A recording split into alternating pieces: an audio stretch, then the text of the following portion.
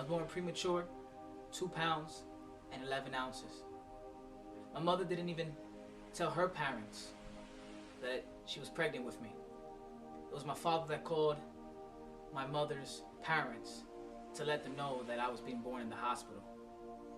My mother was extremely sick, so there was complications at birth where as soon as I was born, doctors removed me quickly from my mother, and I never got to actually feel the embrace from my mother. I was quickly put into an incubator, and I lasted there for 4 months. During those 4 months, my mom passed away. My father lived a life in the streets, had cheated on my mother. He got AIDS. My mother had the virus, HIV. So when I was conceived, I too was conceived and born with the virus, HIV. Quickly put into an incubator, quickly put on medication. And doctors told my grandmother from my mother's side that I was not gonna make it. They told her I wasn't gonna make it just for the few months that I was there. But my grandmother was a praying woman, always praying for me. So I made it 6 months in, out of the incubator, still premature, and they told my grandmother I was not going to make it to 1 year old. Well, I made it to 1. And they told her I wasn't going to make it to 2 because now I had bronchitis, chronic asthma. But then I made it to 2. They told my grandmother that I wasn't going to make it to 3, and if I did, I wouldn't be a normal kid. I would be a kid that would have to stay home on medication. But I made it to 3. I made it to 4. I made it to 5. I made it to kindergarten. Because I had a grandmother who prayed for me. She would run with me from the hospital to church, presenting me in prayer and having the church pray for me. And it was at 6 years old when that test came back and the results from the HIV test were no longer positive, but negative. And that was God. And just when that moment came where God did this amazing thing and I was healed from HIV, the incurable, but I know that God did it. And it was in that moment when I was 6 years old, after losing my mother just a month old. At 6-year-old, my father was murdered. After he had promised my grandmother that he would be there for me when he got out of prison.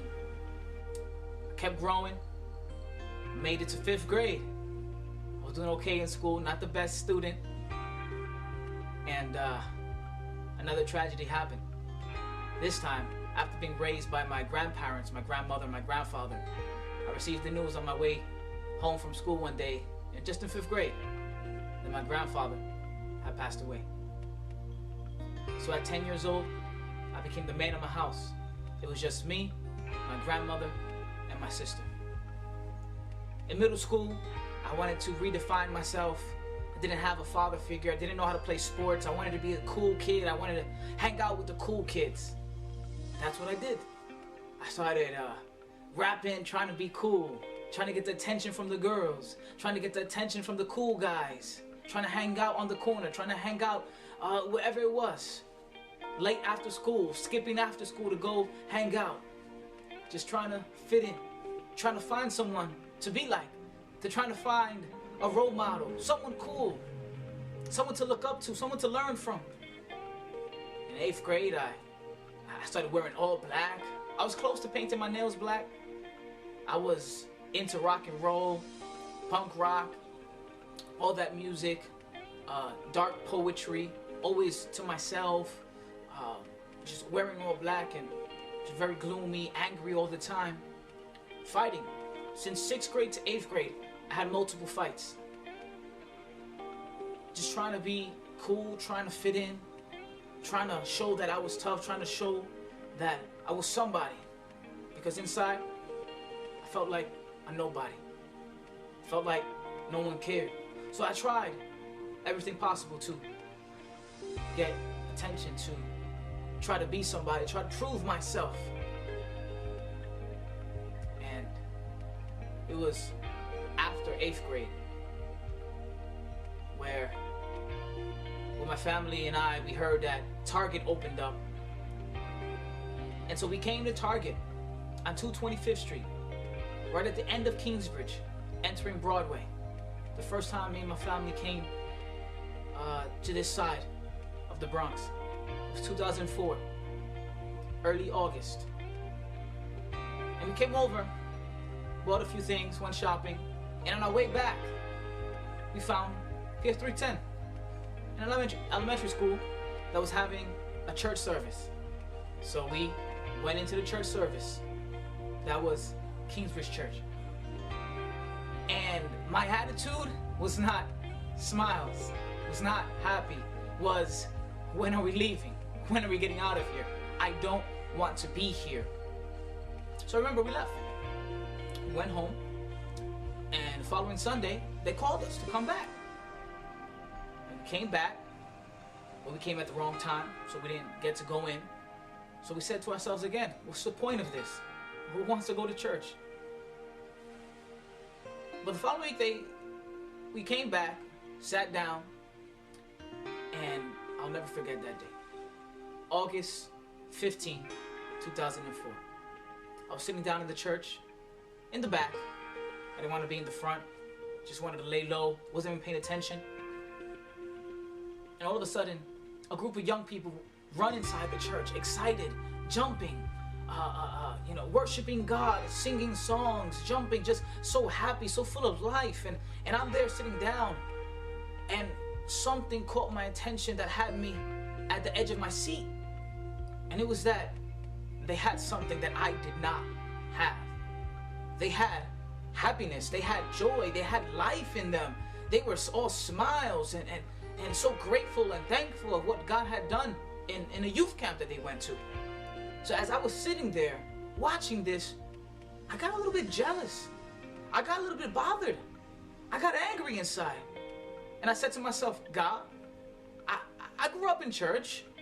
I knew about God.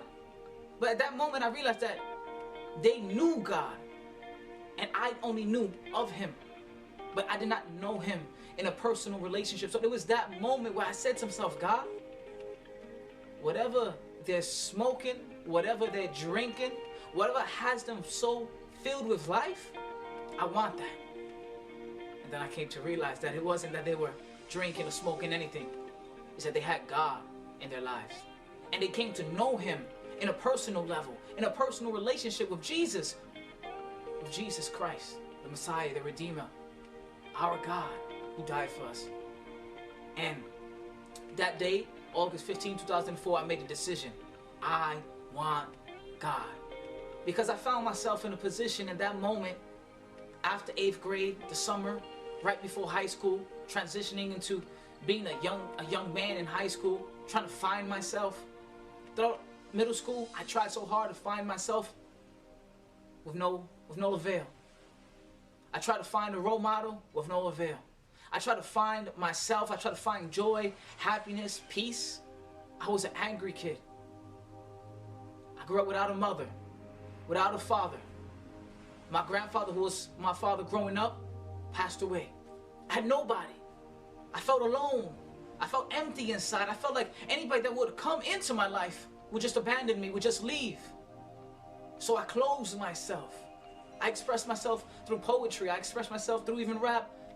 But in everything, I was still eager, hurting inside, trying to find peace, trying to find acceptance, trying to find love.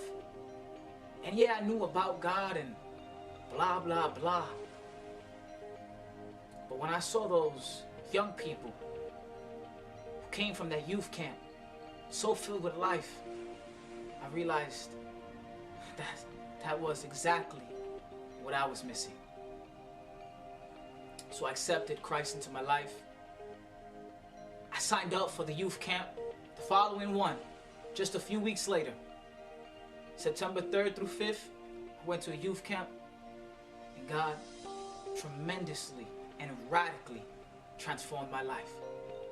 I remember feeling so broken inside and so defeated and such of like everything I did in life was was worthless, was pointless, but yet a God so holy, so powerful, so mighty, yet he still loved me.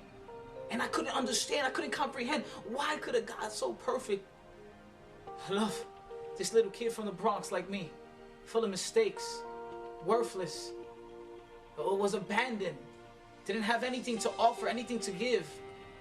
I wasn't a smart kid, I wasn't a big shot, I was a nobody.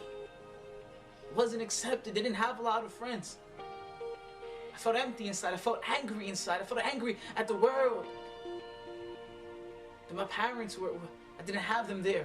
My father was murdered, my grandfather passed away when I was 10.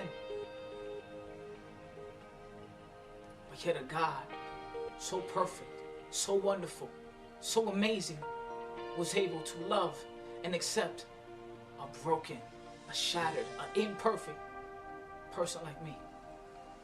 And that blew my mind.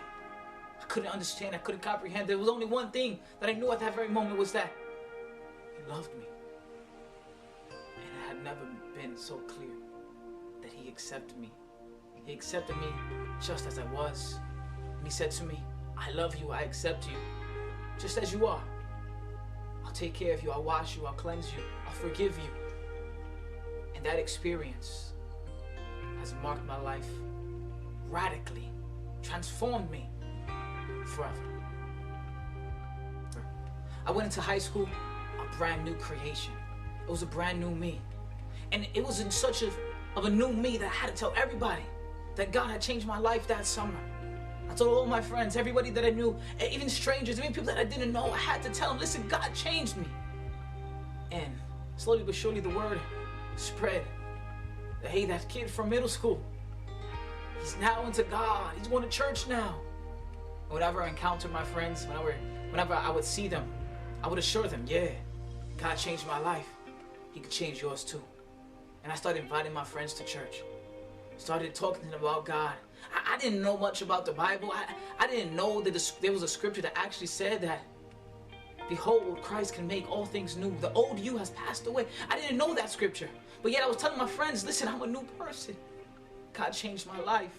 And it was such a joy, such a blessing, so much happiness, so much peace inside of me that I've never felt before.